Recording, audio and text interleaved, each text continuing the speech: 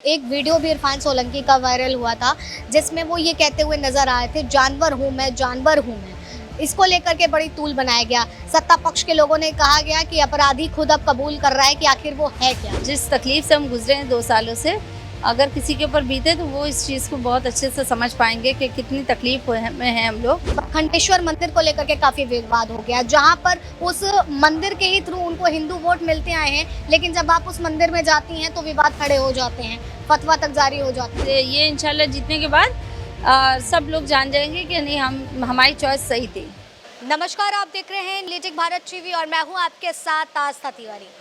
उपचुनाव की जब बात आती है और खासकर की कानपुर के सीसामऊ सीट की बात आती है, वो लड़ाई जो पूरी तरीके से वर्चस्व के नाम पर लड़ी जा रही है, जहां पर सहानुभूति कार्ड भी है और जातीय कार्ड भी है। लेकिन सबसे बड़ा सवाल ये है, क्योंकि जब इस सीट पर इरफान सोलंकी की बात आती है, जो 22 साल से लगातार यहाँ पर विधायक रहे हैं, उन्होंने 22 साल में अपना वर्चस्व स्थापित किया है, लेकिन जो उनके ऊपर इस वक्त समस्या आई है, जिस तरीके से उन पर तोहमत लगी, आरोप लगे, और वो उस आरोप के पीछे क्या कुछ वो राजनीति थी, क्या कुछ पूरी तरीके से इस पूरे राजनीतिक समीकरण बैठाए गए। हालांकि अब जब यहाँ पर चुनाव हो रहे हैं तो उनकी पत्नी नसीम सोलंकी जी यहाँ से बतौर प्रत्याशी हैं समाजवादी पार्टी से, तो उनसे बात करेंगे और जानने की कोशिश करेंगे कि इस बार के चुनाव में कितनी तैयारी है और क्या कुछ परिवर्तन की राह देखी जा रही है।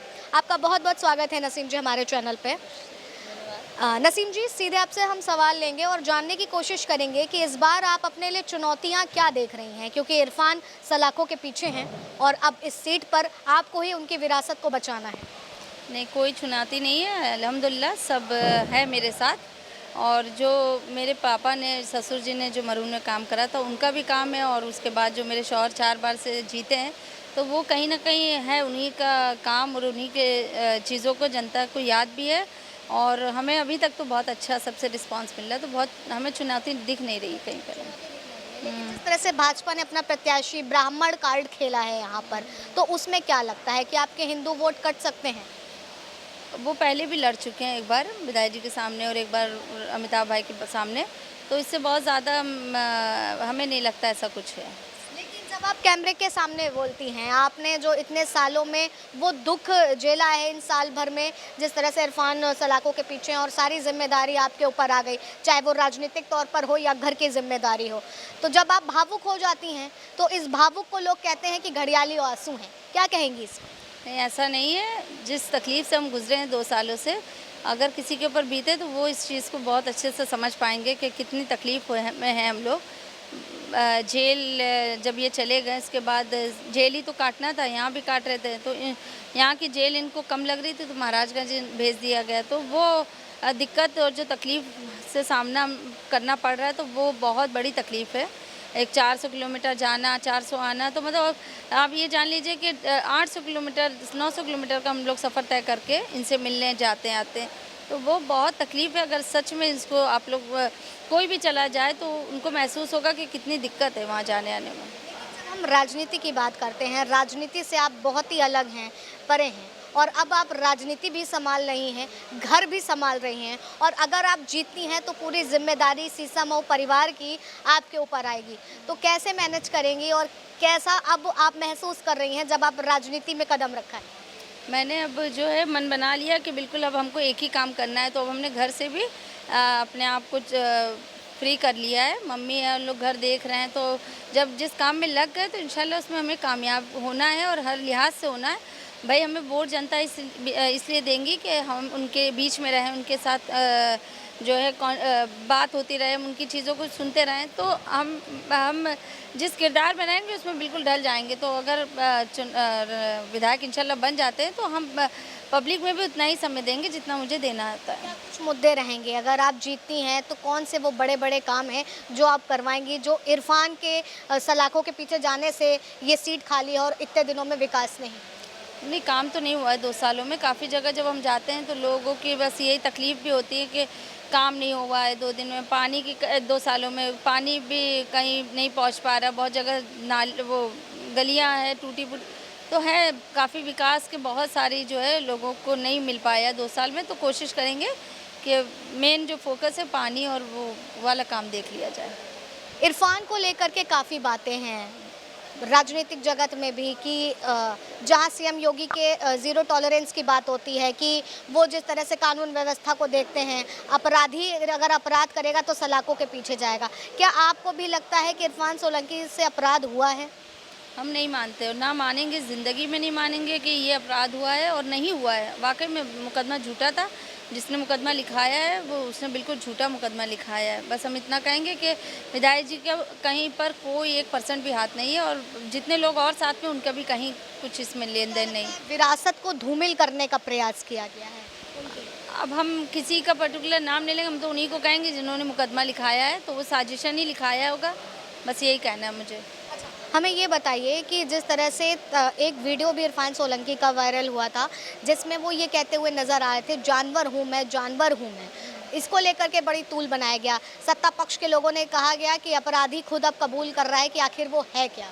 नहीं, ऐसा नहीं है, ऐसा कहीं कुछ नहीं है। वो रोज़े से थे उस दिन और उन्होंने 12 घंटे से पानी नहीं पिया था, कुछ खाया नहीं था और उनकी वैन को धूप में खड़ा कर दिया था, जहाँ के जो है 40 डिग्री 45 डिग्री इतनी अप्रैल में जो है 40 डिग्री थी गर्मी। तो लोहे की वैन में बंदे को आप जो है 3-4 घंटे बैठाल दिया तो उसका क्या रिएक्शन होगा, तो वो यही निकलेगा। एक तो रोज़े से थे इतनी तकलीफ़ में, तो ऐसा नहीं है कि जो है उनका कुछ ऐसा कुछ नहीं, वो रोज़े से थे इसलिए वो रिएक्शन निकला था। गुस्सा बहुत तकलीफ़ में थे जब भी वो निकला था रिएक्शन। हम जब लोगों के बीच गए, लोगों से बात किया, चाहे वो हिंदू हो या मुस्लिम हो, सबने उन कामों को भी गिनाया जो इरफान सोलंकी द्वारा कराए गए हैं। लेकिन उस बीच में खंडेश्वर मंदिर को लेकर के काफ़ी विवाद हो गया, जहां पर उस मंदिर के ही थ्रू उनको हिंदू वोट मिलते आए हैं, लेकिन जब आप उस मंदिर में जाती हैं तो विवाद खड़े हो जाते हैं, फतवा तक जारी हो जाता है। नहीं, ऐसा नहीं है। देखिए, वहाँ जाना का जो कोई ख़ास मकसद नहीं था और हम इससे पहले कभी गए भी नहीं थे, क्योंकि हम राजनीति में भी बहुत नए-नए हैं। तो जो हमसे जो कह देता है, और आप भी देख रही हैं कि बहुत परेशान है, और जो हमसे जो कहता है कि भाई आपको ये करना है, इनको नमस्ते करे कर देते हैं। तो वो ऐसा कुछ नहीं है, हम किसी की भावनाओं को तकलीफ़ पहुँचाने के लिए वहाँ नहीं गए थे। आप अपनी आस्था से आस्था भी है, मान लीजिए हम हर धर्म का सम्मान करते हैं। देखिए, वहाँ से हम निकल के गुरुद्वारे गए थे, उसके बाद एक आध दिन में हम चर्च भी जाएंगे। तो ऐसा नहीं है कि हम किसी के जो है धर्म को अपमान करने या उनका निरादर करने गए थे, ऐसा कुछ नहीं है। हम गए थे वहाँ, हमसे किसी ने बोला दीपावली का दिन आप दिए यहाँ जला दीजिए, एक मैसेज आप सबको दे दीजिए, दीपावली की शुभकामनाएं। तो हम बस इसलिए गए थे। फिर हमसे किसी ने बोला जल चढ़ा दीजिए, तो हमें लगा कि पता नहीं शायद ये नहीं होना चाहिए, पर जिन्होंने हमसे कहा कि नहीं आप चढ़ा दीजिए, कोई इसमें दिक्कत नहीं है, तो फिर हमने सोचा पता नहीं शायद होता होगा।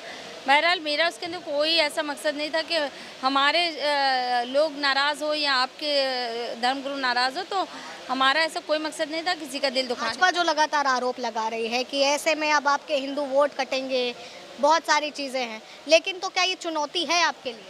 नहीं, ऐसा कुछ नहीं है। सब हमारी नीयत अल्लाह भी जानता है और पब्लिक भी जानती है कि हमारे दिल में क्या है। हम कोई धर्म की या किसी की राजनीति नहीं कर रहे हैं। मेन जो काम है विकास की राजनीति होनी चाहिए। विकास नहीं हुए उस पर तो कोई बात नहीं कर रहा है, तो वो होना चाहिए, मुझे लगता है। की आप बात करिए, आखिरी सवाल लूँगी नसीम जी, ये सीट आपके लिए जीतना कितना ज़रूरी है? बहुत ज़रूरी है। तो जीती हुई थी ना 2022 से, तो हम लोग ने जीती कि इसको जो विधायक जी को भेजा था, जनता ही नहीं भेजा था। अब इसको जबरिया खाली हुई है, जो भी हुई है, जो भी तरीका रहा होगा मुझे नहीं मालूम, पर अब इसको जो है चुनौती है, मैदान में आए तो ये जीत आपके शौहर के मतलब कि इंसाफ की जीत होगी? इंशाल्लाह, क्योंकि ये इंशाल्लाह जीतने के बाद सब लोग जान जाएंगे कि नहीं हमारी चॉइस सही थी। हमारा निर्णय सही था, ये बात हमारी जीत से तय हो जाएगी। नसीम सोलंकी का ये कहना है और सर्वधर्म हमारे अपने हैं। अगर हम प्रत्याशी बतौर जीतते हैं तो यकीनन हम काम हिंदू के लिए भी करेंगे, मुस्लिम के लिए भी करेंगे, सिख के लिए भी करेंगे और ईसाई के लिए भी करेंगे। लेकिन जिस तरह से आरोपों के बीच में इनको घेरने का प्रयास किया जा रहा है और ख़ास करके जो राजनीति में नई उतरी हैं, उस समय क्या कुछ तरंगे जो लगातार उन पर आरोप लगते आए हैं, लेकिन उस बीच वो किस तरह से डट करके इस बार के चुनाव में उतरी हैं, ये साफ तौर पर बयां हो जाता है। फिलहाल तब तक के लिए आप बने रहें लीजिंग भारत टीवी पर। वीडियो जर्नलिस्ट नौसाद के साथ आस्था तिवारी।